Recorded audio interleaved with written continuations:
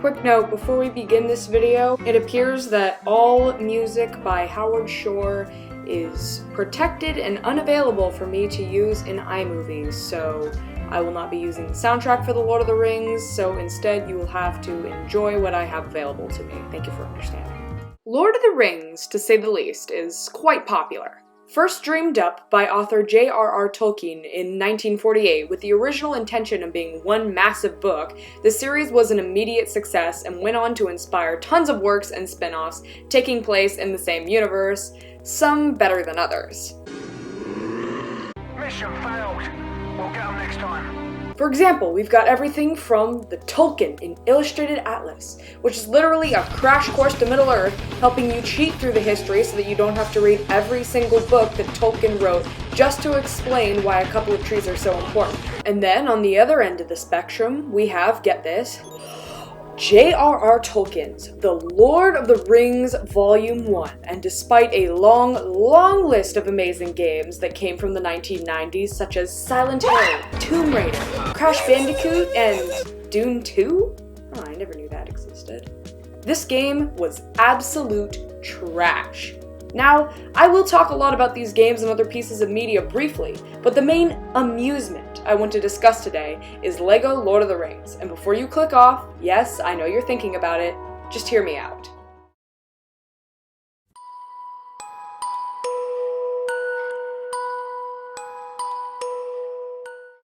Like I said before, The Lord of the Rings was released to an instant success, selling over 150 million copies. But keep in mind, I got that number from a Wikipedia page, so I have no idea if it's currently up to date. Originally, it was intended to be a 2-book series, one of them being a massive epic consisting of the Fellowship of the Ring, the Two Towers, and the Return of the King, all mishmashed together into something that probably would have been longer than The Stand. The other was going to be the Silmarillion, which I myself have read and is most likely the hardest book I have ever attempted to flip through. Yes, harder than Dune, which is a 600-page brick with words like Shai Hulud, Rasat Haderach. However, due to economic reasons, it was split into the 3-volume series we know and love today, with the Silmarillion being a side novel published in 1977 that no one really knew or cared about. Die.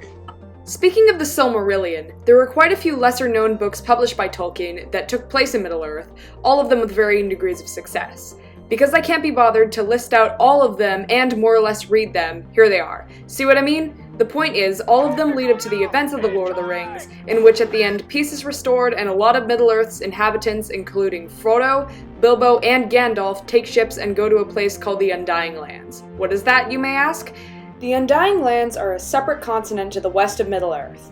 Think of it as America to England in the 1490s, a kind of inhabitable and foreign new world that for some reason vanished into another dimension after people reached it?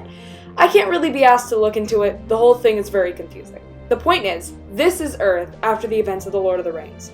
Look familiar? According to J.R.R. Tolkien, this last war was the Kickstarter to bring the physical world with recorded history and all that into being. Yes, it's all very confusing, but the cool thing about all this is that the events in the series actually reflect important events in Tolkien's life. Most notably, the War of the Ring is a giant allusion to the First World War. Now fast forward 50 years, and something happened that brought even more attention to the series. And of course, that is the movies.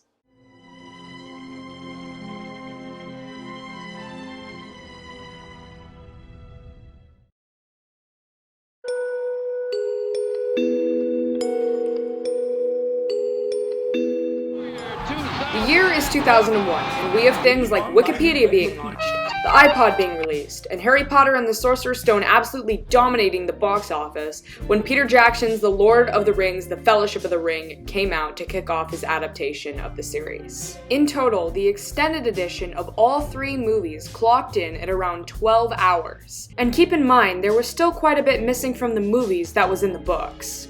The point is, that's a lot of hobbits, but they were pretty well received. During that year, the only movie that grossed higher than The Fellowship of the Ring was The Sorcerer's Stone, but in my opinion, that's just a badly timed release date. Oh boy, it's just one of those bad days. Now there was a way even kids could experience the story without having to read 1,178 pages. great, with exceptional performances from the whole cast, top-tier visual effects, and an amazing score, oh my god, it's so good, by Howard Shore, who also did the music for great movies like Gangs of New York, The Fly, which I currently haven't seen but my dad says is good, and The Silence of the Lambs, which is arguably one of the best thrillers ever made.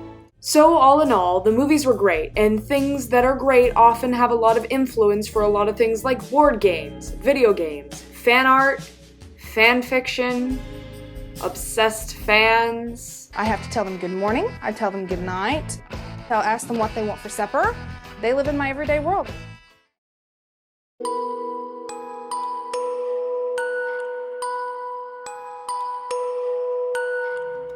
Like I said, when something is successful, it has a lot of influence over certain things, especially video games.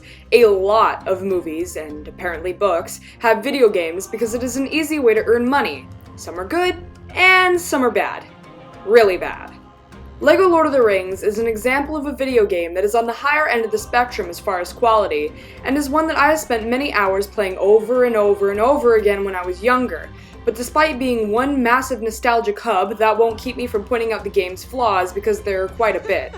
But first, let's talk about the overall premise. LEGO Lord of the Rings is, in short, an as-seen-on-TV kids game that brings you what you see from the movies into your two hands via the controller. You can play through the story mode, which has highlights from the narrative, fleshed out in ways that are done with, varying degrees of success. When you are finished with the levels, you can go back and play through them via free play to gather collectibles, or you can just mess around in the hub world. So let's talk about the good stuff. A lot of LEGO games have an expansive hub world that you can mess around in, but I have never seen one as expansive and well done as this one. There's so much you can do here, and it all connects seamlessly.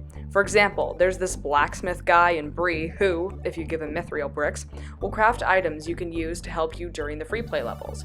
However, to get a certain item, you need to find its blacksmith design, and those are hidden throughout the hub world and in each of the levels. So you can go into a level and get a blacksmith design, then go back to Bree and craft said item, then use it in the hub world and other levels to get things like mithril bricks or more studs, and in turn it'll help you buy characters or more items. The only game I know of with a system that flows that well is Dark Souls, and to be completely honest, I can't be bothered with that game. It is too hard, so do not expect a review about that one. Anyways, a few more things that the game does well are the controls, the visuals, and the soundtrack. As far as the controls go, they are smooth and pretty tight. A decent way to tell if the controls are good in a game is if the reason why you die or get a game over is because of you being a cretin and not the controls flipping out. I'm talking to you, Silent Hill! I noticed no problems as far as that goes, so it's good. Next, the visuals are pretty great. Keep in mind this is a LEGO game, so it's not top tier, but good for LEGO. It really captures the atmosphere of the series. Lastly, my strongest praise is the soundtrack because it is perfect. I believe it's just ripped right from the movies and rearranged into new songs that are absolutely beautiful. Like, check this out.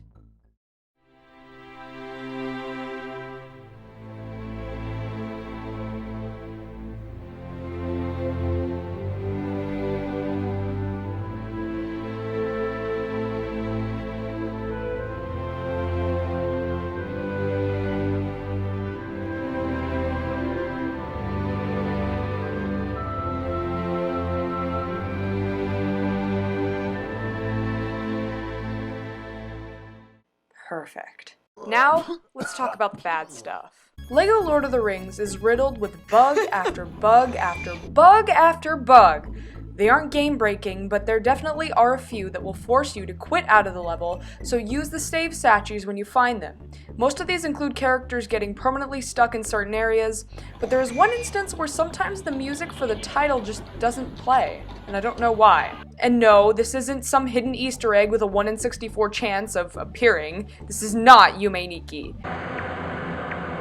And some of the cutscenes are just bad, especially this one. Whether the jokes don't land or they just seem redundant, a lot of them suffer from that, and it takes quite a bit away from the story. But think of it this way, if you're a kid and speedrunning is not your goal, it's fine, I guess.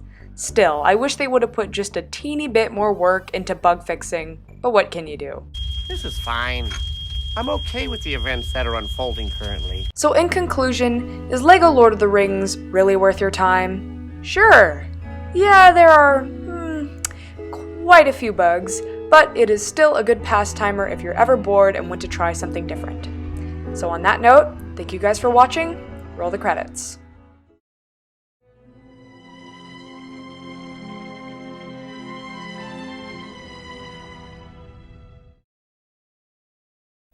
What's up, y'all, and welcome to the credits. As you can see, they also got messed up the same way that they did last time, and again, I cannot be bothered to fix them. I really hope you enjoyed this video because, again, because of school, it took me quite a while to make. My next one hopefully will be on the game Eve, and it will be a lot shorter, but again, you know how this channel works. No guarantees. Also, Brazil nuts? They leave a pretty bad aftertaste, so just keep that in mind. Alright, peace.